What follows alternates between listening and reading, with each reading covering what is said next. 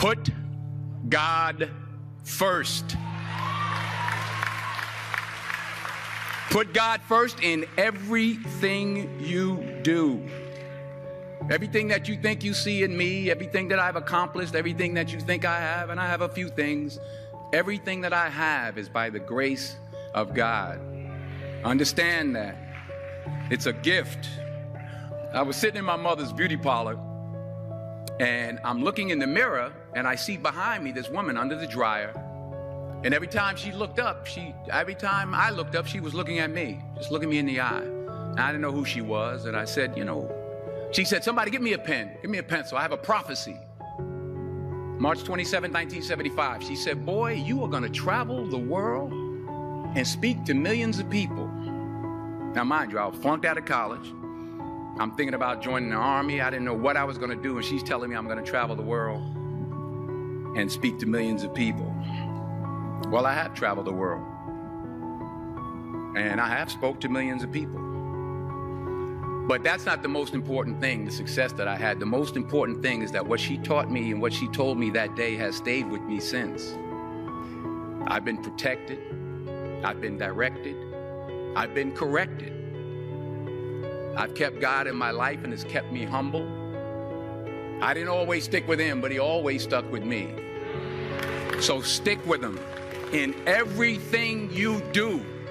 If you think you want to do what you think I've done, then do what I've done and stick with God. Number 2, fail big. That's right. Fail big. Today's the beginning of the rest of your life, and it can be very frightening. It's a new world out there. It's a mean world out there, and you only live once. So do what you feel passionate about. Take chances. But don't be afraid to go outside the box.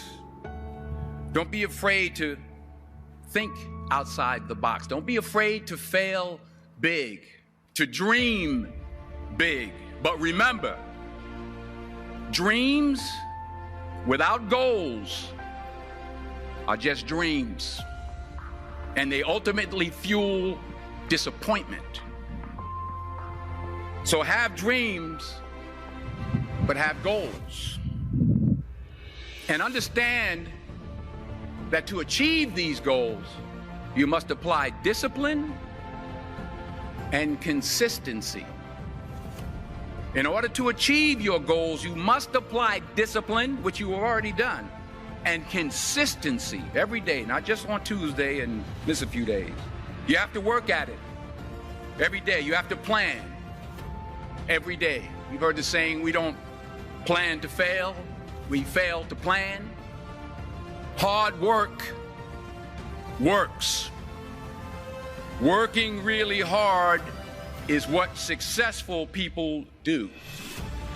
Remember that. Just because you're doing a lot more doesn't mean you're getting a lot more done. Don't confuse movement with progress. My mother told me, she said, yeah, because you can run in place all the time and never get anywhere. So continue to strive, continue to have goals, continue to progress. You'll never see a U-Haul behind a hearse.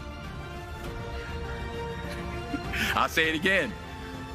You'll never see a U-Haul behind a hearse. I don't care how much money you make, you can't take it with you.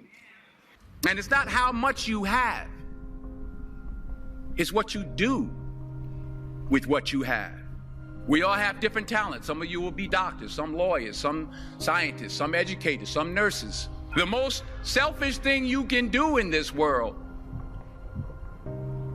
is help someone else. Why is it selfish? Because the gratification, the goodness that comes to you, the good feeling that I get from helping others, nothing's better than that. Nothing's better than that. Not jewelry, not big house I have, not the cars, but it's the joy. That's where the joy is, in helping others. That's where the success is, in helping others. Finally, I pray that you put your slippers way under the bed tonight, so that when you wake up in the morning, You have to get on your knees to reach them. And while you're down there, say thank you for grace. Thank you for mercy. Thank you for understanding. Thank you for wisdom. Thank you for parents. Thank you for love. Thank you for kindness. Thank you for humility. Thank you for peace. Thank you for prosperity. Say thank you in advance for what's already yours. It's how I live my life. That's why I am, one of the reasons why I am today. Say thank you in advance for what is already yours. True desire in the heart for anything good is God's proof to you, sent beforehand to indicate that it's yours already. I'll say it again.